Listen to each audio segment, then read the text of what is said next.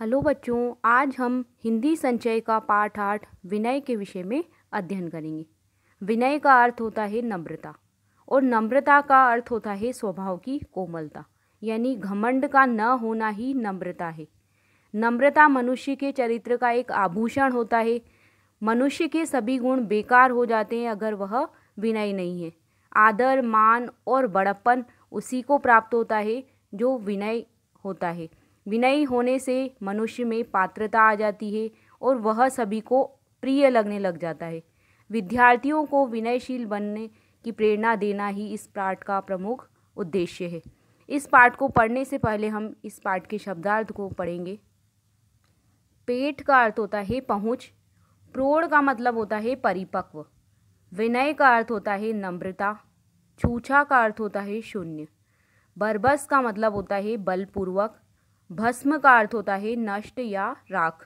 नवती का अर्थ होता है झुकती। अदब का अर्थ होता है मान। बेंत का अर्थ होता है पानी में उगने वाला पौधा जिससे छड़ी बनती है। निराय का अर्थ होता है पास आकर। कुटिलता का मतलब होता है कपट। छिचोरापन का मतलब होता है नीचता या हल्कापन। काफूर का मतलब होता है भागना या खत्म होना। बेखटक का मतलब होता है निसंकोच। निर्भयता का अर्थ होता है बिना डर के। जगजीतिया का मतलब होता है संसार को जीतने वाला। तो हमने इस पाठ के शब्दार्थ को पढ़ लिया है। अब हम इस पाठ को पढ़कर विनय के विषय में जानकारी प्राप्त करेंगे। विनय का अर्थ होता है नम्रता और नम्रता का अर्थ है स्वभाव की कोमलता, यानी अपना जो व्यवहार है उसके अंदर कोमलता होनी चाहिए। घमंड का न होना ही नम्रता है, यानी जिस व्यक्ति के अंदर घमंड नहीं है, अभिमान नहीं है, वो क्या है? नम्रता है। मनुष्य को सचमुच मनुष्य बनाने के लिए जिन अच्छे अच्छे गुणों की ज़रूरत होती है उनमें विनय जो है वो एक मुख्य गुण है, प्रधान गुण है। विनय शीतल जल है, यानी जो विनय है वो एक ठंडे जल के समान है। जहाँ विनय रूपी जल होता है वहाँ क्रोध की आग नहीं धधकती। धधकना मतलब फैलती, यानी जहाँ पर विनय रूपी जल होगा वहाँ पे क्रोध, गुस्सा नहीं फैलता है, गुस्से रूपी आग नहीं फैलती है। यह जल दूसरों को भी क्रोध की ज्वाला में भस्म होने से बचाता है, यानी ये जो विनय रूपी गुण होता है वो दूसरों को भी क्रोध करने से बचाता है। यानी जिस व्यक्ति के अंदर विनय है वो अपने आप दूसरे व्यक्ति का अगर गुस्सा आ रहा है तो वो उसे समझाकर उसके गुस्से को ठंडा कर सकता है, यानी उस व्यक्ति का गुस्सा भी वो ख़त्म कर सकता है। तुम अपने हृदय से अभिमान को विदा करो, यानी तुम्हारे हृदय में जो घमंड भरा हुआ है उसे छोड़ दो। चित्त में कोमलता को आसन जमाने दो, यानी अपने मन में कोमलता रूपी आसन को बैठने दो, विराजमान होने दो। वाणी में मिठास और सच्चाई को बसाओ, यानी अपनी आवाज़ में मधुरता और सच बोलने की आदत को बसाओ। दिल से छिचोरापन, छिचोरापन मतलब होता है नीचता और कुटिलता मतलब होता है कपट। इन दोनों गुणों को, दुर्गुणों को दूर करो। विनय की असली झलक तब पैदा होगी, यानी तभी विनय की असली झलक आपके अंदर पैदा होगी।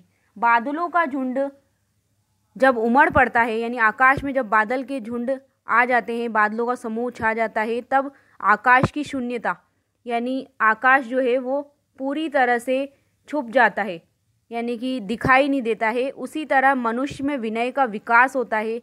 तो अगर मनुष्य के अंदर कोई दुर्गुण है, दोष है, उस पर भी पर्दा पड़ जाता है, यानी उसके मनुष्य के दुर्गुण भी छिप जाते हैं। विद्या से बुद्धि बढ़ती है, बुद्धि से विनय उपजती है, यानी विद्या से बुद्धि का विकास होता है और बुद्धि से ही विनय रूपी गुण का विकास होता है।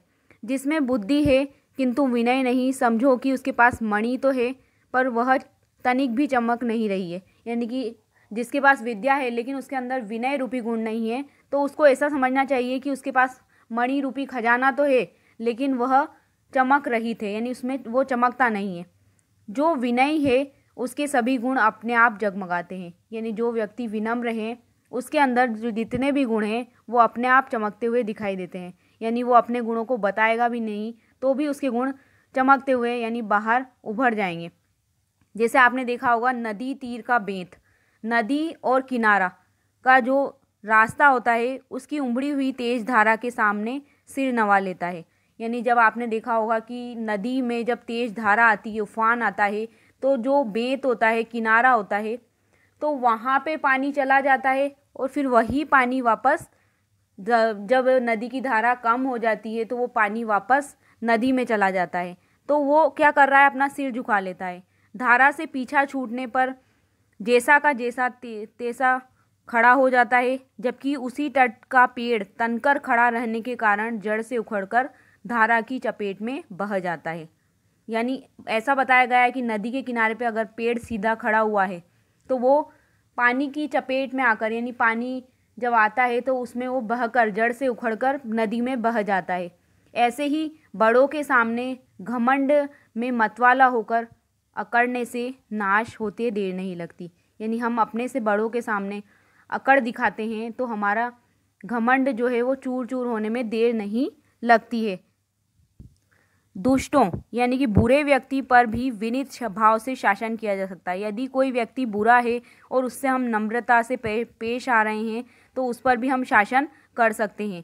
आहिस्ता आहिस्ता उन्हें भी विनय का पाठ पढ़ा देना असंभव नहीं है। यानी धीरे धीरे, आहिस्ता आहिस्ता मतलब धीरे धीरे, धीरे धीरे उस दुष्ट व्यक्ति को भी हम विनय का पाठ पढ़ा सकते हैं। ये कोई असंभव कार्य नहीं है। विनयी मनुष्य को शांत भाव से रास्ते में चलना चाहिए। यानी जो व्यक्ति विनयी है उसको विनम्र भाव से और शांतिपूर्वक रास्ते में चलना चाहिए। धीर गंभीर, धीर गंभीर यानी धीर का मतलब होता है धीरज और गंभीर मतलब होता है शांत। चाल का प्रभाव मंद लोगों पर भी पड़ता है। यानी शांत और धीरज धारण करने का प्रभाव लोग मंद यानी कि मंद बुद्धि वाले लोगों पर भी दिखाई देता है। सब लोगों से सरल और नरम वचन बोलना चाहिए। यानी सभी व्यक्ति से सरल और विनम्र वचन बोली हमें बोलना चाहिए। ऐसा उदाहरण दिया जाता है, मीठ बोलिया जग जीतिया होता है। यानी मीठा बोलने वाला जग यानी कि संसार को भी जीतने वाला होता है। बड़ों से अदब का बर्ताव करना चाहिए। अदब मतलब आदर। बड़ों को इज्जत देनी चाहिए, अदब देना चाहिए। गुरुजनों का आदर करने से बढ़ोतरी होती है। यानी हम अपने गुरुजनों का, अपने से जो गुरुजी हैं उनका आदर हमें करना चाहिए। विनय का मुकुट सिर पर धर लेने से सब गुणों के राजा बन जाओगे। यानी जिस व्यक्ति ने विनय रूपी गुण, यानी जिस व्यक्ति के हृदय में विनय रूपी गुण है वो सारे गुणों का राजा बन जाता है। जब फल, आपने देखा होगा कि जब पेड़ फलों के बोझ से लद जाता है, यानी पेड़ पर जब फल उग जाते हैं तब वह अपना मस्तक यानी अपना सिर नीचे की ओर झुका लेता है। और जब कोई लता यानी कि कोई बेल है उस पर फूल उग जाते हैं तो वो फूलों के भार से झुक जाती है। नवती मतलब झुकना, तो वो झुक जाती है और तब ऊपर से नीचे की ओर वो लटक पड़ती है। जल से भरे हुए बादल भी पृथ्वी तक लटके हुए नज़र हमें दिखाई देते हैं। ऐसा होने से पेड़, लता तथा मेघ की सुंदरता चौगुनी हो जाती है। यानी पेड़ अगर खाली उगा हुआ है, उस पर कुछ नहीं उगा हुआ है, तो वो पेड़ हमें अच्छा नहीं लगेगा। लेकिन उस पर अगर फल लगे हुए हैं, लता पे अगर फूल लगे हुए हैं और बादल पानी से भरे हुए हैं तो उसकी जो सुंदरता है वो 4 गुनी बढ़ जाती है। बरसे ही मेघ भूमि नियराए, जथा नवही बुद्ध विद्या पाए। यानी बरसने वाले जो बादल होते हैं वो भूमि के निकट आ जाते हैं। इसी प्रकार जो बुद्धि और विद्या को पाते हैं वो नित्य ही आगे बढ़ते हैं। तुम लोगों के रूप और ज्ञान की शोभा भी तब तक नहीं बढ़ जाएगी जब विनय को अपने गले का हार बना लोगे। यानी विनय रूपी गुण को अगर तुम अपना लोगे तो तुम्हारे रूप और ज्ञान की सुंदरता अपने आप बढ़ जाएगी। प्रायः यह देखा गया है कि विद्या बुद्धि वाले मनुष्य जहाँ कठिनाई से पहुँचते हैं वहाँ विनयी मनुष्य बेखटक के पहुँच जाते हैं। यानी आपने देखा होगा कि जिस व्यक्ति के पास बुद्धि है और विद्या भी है, वो पढ़ा लिखा भी है, लेकिन वो फिर भी अपने मंजिल पे, अपने लक्ष्य पर कठिनाई से पहुंचता है, कष्ट पाकर पहुंचता है। लेकिन उसी जगह पर अगर विनम्र बोलने वाला व्यक्ति है तो वह बिना रुकावट के पहुंच जाता है। यानी अपने लक्ष्य को बिना रुकावट के प्राप्त कर लेता है विनयी व्यक्ति। और जो विनय का तिलक लगा लेता है उसकी तमाम यानी कि सारी जगह पेट हो जाती है। यानी उसकी सभी जगह पहुँच हो जाती है। पेट मतलब पहुँच, सभी जगह उसकी पहुँच बन जाती है। और जो डींग हाँकता है यानी बड़ी बड़ी बातें करता है जो, और ऐंठता यानी कि अकड़ता हुआ चलता है, उसे सब लोगों से यानी सब जगह से उसे मुंह लटकाए हुए छूछा ही लौटना पड़ेगा। यानी कि जो व्यक्ति बड़ी बड़ी बातें करता है और अकड़ कर चलता है उसे हर जगह से निराश ही लौटना पड़ता है। मगर विनयी होने का मतलब यह कभी भी नहीं है कि वीरता और निर्भयता, यानी कि वीरता यानी साहस का गुण और बिना डरे से बिल्कुल बिना डर के बिल्कुल हाथ धो लिया जाए, यानी कि ये गुण हमारे अंदर होंगे ही नहीं तो क्या होगा कि डरपोक बनकर और अपने को नीचा या हीन समझकर सबके सामने अदब यानी कि सबके सामने मान करने को विनय नहीं कहते हैं, यानी ये गुण विनय बिल्कुल नहीं कहलाता है। ऐसा सपने में भी समझना भारी भूल है, यानी ऐसा हमें सपने में भी नहीं सोचना चाहिए, ये हमारी गलती है। अपमानों को सहकर दांत निपोड़ते रहना विनय नहीं है, यानी जिस प्रकार हम अपना अपमान को सहते हैं और विनय दिखाते रहें, नम्रता दिखाते रहें, तो ये विनय रूपी गुण नहीं है। जिस विनय में वीरता नहीं उसको कायरता कहते हैं, यानी उसको बिल्कुल कायरता कहेंगे। जिसमें विनय रूपी गुण के साथ वीरता नहीं है तो वो कायर कहलाएगा। कमज़ोर दिल का आदमी विनय नहीं हो सकता, यानी कमज़ोर हृदय वाला व्यक्ति विनय नहीं हो सकता। जिसके मन अपने वश में नहीं है, यानी जिस व्यक्ति का मन अपने वश में नहीं है तो वह अपने गुणों से दूसरों को भी वश में नहीं कर सकता, ये उसके बस के बाहर होता है। यानी उसी के अंदर वो गुण नहीं है तो अपना मन उसके वश में नहीं है तो वो दूसरों को क्या विनय रूपी पाठ की शिक्षा देगा। अपने गुण गौरव को हृदय में छिपाकर, यानी अपने अंदर जो गुण है उसके गौरव को अपने हृदय में छिपाओ। कलेजे को खूब प्रौढ़ बनाओ, प्रौढ़ मतलब मजबूत बनाओ, परिपक्व बनाओ।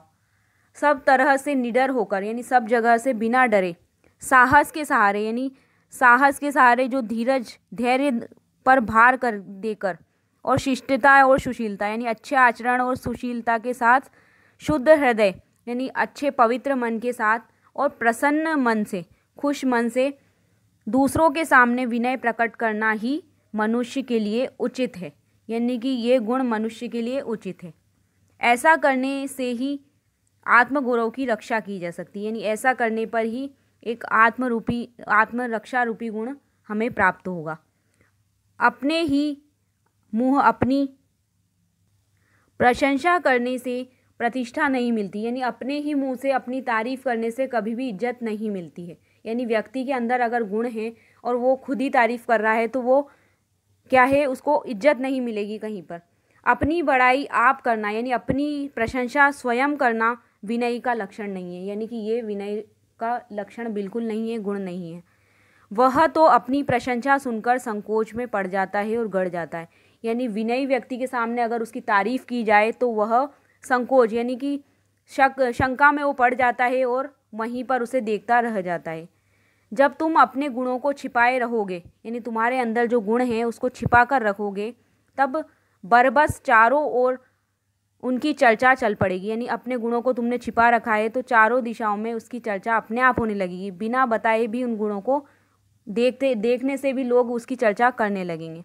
जब ओछे आदमी की तरह गुणों को छींटते फिरोगे, यानी जो बुरा व्यक्ति ओछा व्यक्ति होता है उसकी तरह अपने गुणों को दूसरों को बताते फिरोगे, तो क्या होगा कि तब एक ही मुट्ठी में सब गुण बाहर बिखर जाएंगे, यानी कि एक ही बार में सारे गुण बिखर कर खत्म हो जाएंगे। बस गुण का महत्व काफूर हो जाएगा, यानी जिस उसके अंदर अगर गुण भी होंगे और वो अपने मुंह से बता रहा है तो वो गुण क्या होंगे, खत्म हो जाएंगे, नष्ट हो जाएंगे। तुम कोड़ी के 3 हो जाओगे, यानी 3 कोड़ी के गिने जाओगे, यानी तुम्हारी गिनती 3 कोड़ी के अनुसार गिनी जाएगी। पुराने ग्रंथों के पन्ने उलटने पर यह मालूम होता है कि आदर मान और बड़प्पन पाने का कारण विनय ही है, यानी कि ये सारे गुण जिस व्यक्ति में है वो विनय ही है। महाराज रघु की अगर बात की जाए तो महाराज रघु संसार को जीतकर भी विनयशील बने रहे, यानी महाराज रघु ने पूरा संसार जीत लिया था फिर भी उनके अंदर विनय रूपी गुण विद्यमान था। रामचंद्र जी यानी भगवान राम की बात की जाए तो उन्होंने भी विनय की महिमा दिखाकर महाक्रोधी यानी कि ज़्यादा गुस्से वाले परशुराम ऋषि को पानी पानी कर दिया था जब उन्होंने शिव धनुष को तोड़ा था। लंका जलाने, समुद्र लांघने और सीता की सुध लाने, यानी लंका जलाने में भगवान हनुमान और श्री सीता माता की सुध लाने यानी कि किस हाल में वो हैं, इसमें भगवान हनुमान ने अपनी प्रशंसा कभी नहीं सुनी, यानी कि उन्होंने उनकी प्रशंसा काफ़ी सुनी। उन्होंने सहजशील और विनय के साथ शीश झुकाकर अपनी बड़ाई को आशीर्वाद के समान माथे पर चढ़ा लिया और क्या कहा उन्होंने कि कह दिया कि यह रामचंद्र जी के प्रताप की बलिहारी है। यानी ये भगवान श्री राम ने की कृपा है, उनका आशीर्वाद है, इस वजह से मैं ये सारा कार्य पूरा कर सका। इसी तरह से राजा पुरुरवा ने केशी राक्षसी के पंजे से जब उर्वशी अप्सरा की रक्षा की, तब गंधर्वों के राजा चित्ररथ ने अब उनकी बड़ी स्तुति की थी। यानी जब केशी राक्षसी के पंजे में उर्वशी अप्सरा फंस गई थी तो राजा पुरुरवा ने उनकी रक्षा की थी और गंधर्वों के राजा ने भी उसकी स्तुति की थी। राजा ने विनयपूर्वक कहा, इसमें मेरी कुछ करनी नहीं है, यानी मैंने कुछ भी नहीं किया है, यह तो केवल इंद्र का पराक्रम का फल है। यानी इंद्र का जो साहस है, पराक्रम है, उसका ये फल है।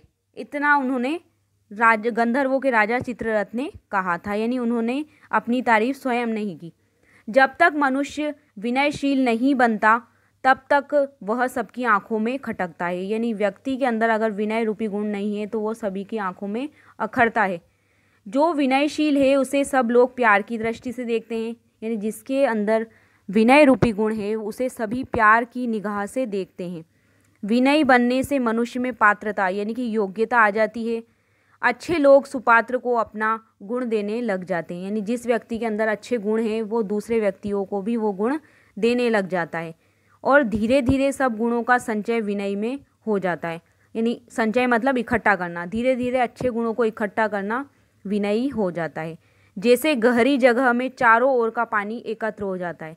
यानी आपने देखा होगा कुआं, गड्ढा कहीं हो रहा है तो वहाँ पर जो पानी, चारों तरफ का जो पानी है वो एक जगह पर इकट्ठा हो जाता है।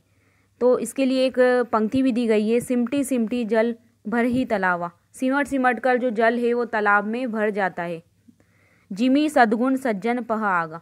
इसी तरह से सज्जन के सद्गुण सभी के अंदर आते हैं।